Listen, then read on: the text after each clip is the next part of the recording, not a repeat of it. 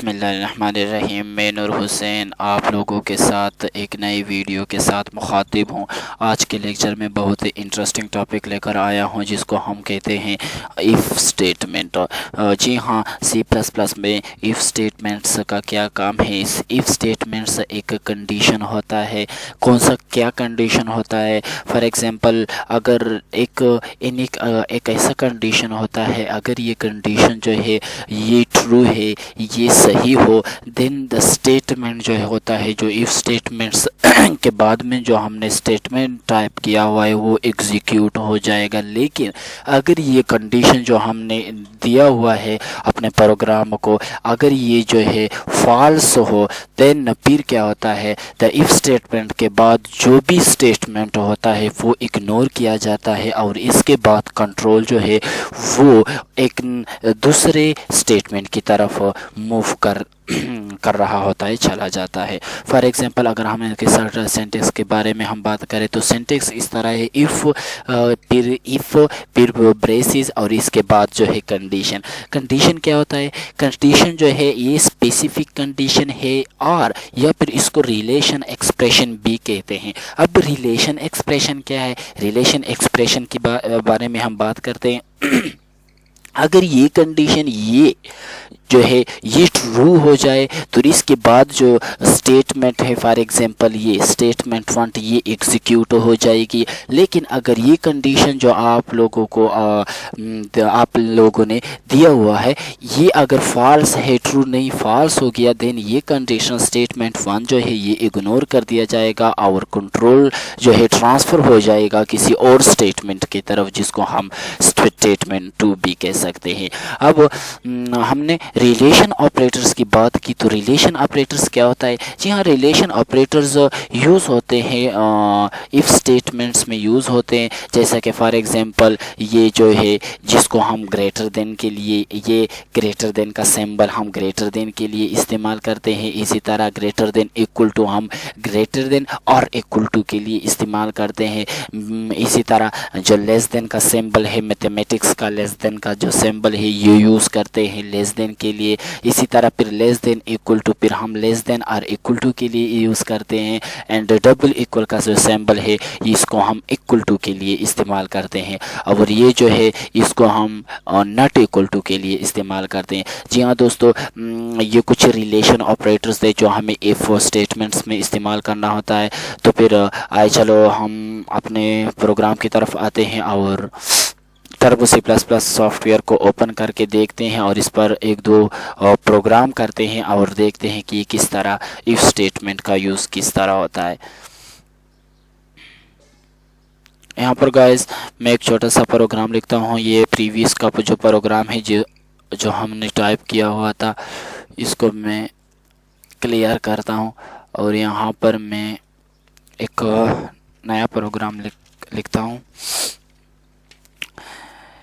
जिसमें हमें if statement जो है वो यहाँ पर टाइप करना होगा। यहाँ पर मैं दो वेरिएबल लेता हूँ, एक ए के नाम से और दूसरा वेरिएबल जो है वो बी के नाम से लेता हूँ।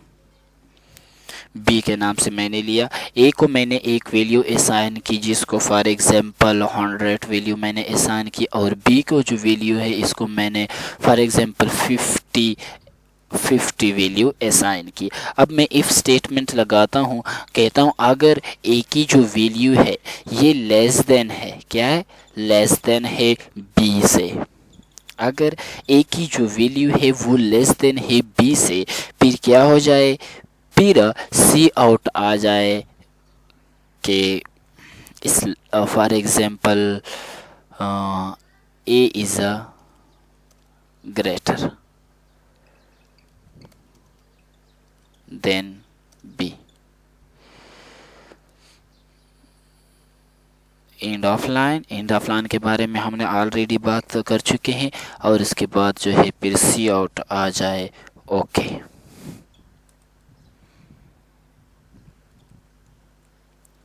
एंड ऑफ लाइन ये हो चुका है। अगर ए जो है वो ग्रेटर देन है किस चीज़ से, बी से जो है ग्रेटर देन है, तो फिर हमें क्या आ जाए, A is greater than B. इसको मैं कंपाइल करके देखता हूँ, प्रोग्राम में किसी किस्म के एरर मौजूद नहीं है, तो इसको मैं रन करके देखता हूँ।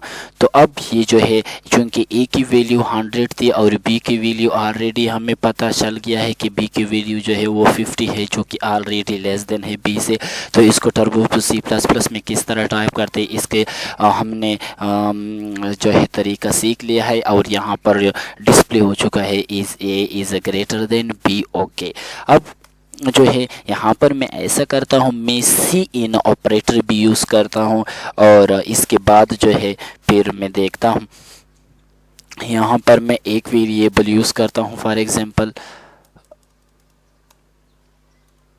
ओनली एक ऑपरेटर यूज़ करता हूँ जिसको मैं ए कहता हूँ।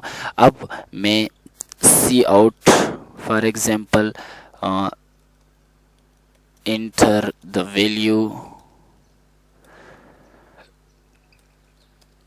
Of A.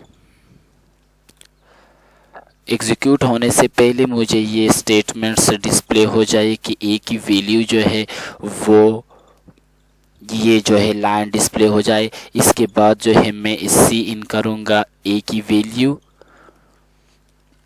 वैल्यू मैं असाइन करूँगा। अब जो ही मैं इसको ए की वैल्यू असाइन कर दूँगा तो इसके बाद मैं जो है यहाँ पर इफ़ स्टेटमेंट लगाता हूँ कि अगर ए की जो वैल्यू है सपोज दैट्स ये ग्रेटर देन 10 हो, ठीक है ना।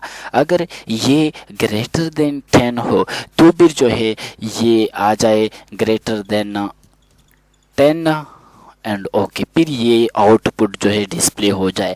अदरवाइज अगर ये ए की जो वैल्यू है ये लेस देन 10 आ जाए तो फिर ये जो है आउटपुट जिसको हमने स्टेटमेंट दिया हुआ है, यहाँ पर ओनली वन स्टेटमेंट हमने दिया है क्योंकि एक से ज़्यादा स्टेटमेंट्स को फिर हम क्या कहते हैं, ब्रैकेट्स में करली ब्रेसेस में हम क्या करते हैं, इनक्लोज करते हैं, बंद करते हैं।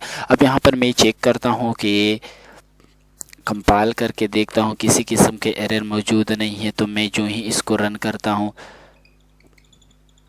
अब यहाँ पर टाइप हुआ है इंटर द वैल्यूज़ ऑफ ए। जो ही मैं इसको ए की वैल्यू देता हूँ फॉर एग्जांपल 15, इंटर प्रेस करता हूँ, ये देता है ए इज़ ग्रेटर देन 10। ओके, अब मैं फॉर एग्जांपल इसी को दोबारा से रन करके देखता हूँ और यहाँ पर एक वैल्यू देता हूँ जो ए 10 से लेस देन हो, फॉर एग्जांपल 8। जो ही मैं इंटर का प्रेस करता हूँ ये ओके सिर्फ जो है डिस्प्ले हो चुका है क्योंकि ये जो है सी आउट इज़ ग्रेटर देन 10 ये जो है ऑलरेडी जो है फॉल्स हो गया क्योंकि यहाँ पर जो कंडीशन है ए इज़ ग्रेटर देन 10, चूँकि ए को मैंने 8 की वैल्यू असाइन की जो कि ऑलरेडी लेस देन है, सो ये कंडीशन जो है ये फॉल्स हो गया, जिसकी वजह से कंडीशन के फॉलोइंग जो स्टेटमेंट है वो इग्नोर हो गया और कर्सर जो है वो क्या हो गया, एक और कंडीशन की तरफ, स्टेटमेंट की तरफ मूव कर दिया। अब क्या होता है, तो इस तरह इफ स्टेटमेंट हम इस्तेमाल करते हैं। इफ स्टेटमेंट की यूजेस आप स्टूडेंट्स ने सीख लिया कि इफ स्टेटमेंट्स क्या होता है, इसका क्या काम है और इसको हम अपने सी प्रोग्रामिंग लैंग्वेज में किस तरह यूज़ करते हैं। तो गाइस उम्मीद रखता हूं कि आप लोगों को ये वीडियो बहुत पसंद आई होगी। तो गाइस मैंने टर्बो का जो सॉफ्टवेयर ये इसलिए चूज़ किया क्योंकि ये जो है बिगिनर के लिए फर्स्ट ऑफ ऑल जो पहली बार प्रोग्राम सीख रहे होते हैं इसके लिए बहुत आसान है as compare to visual code के या फिर विजुअल स्टूडियो कोड जो है। आप एक मरतबा सी प्रोग्रामिंग लैंग्वेज आसान अल्फाजों में सीखने की कोशिश करें, फिर आपको किसी भी सॉफ्टवेयर में इसको यूज़ कर सकते हो।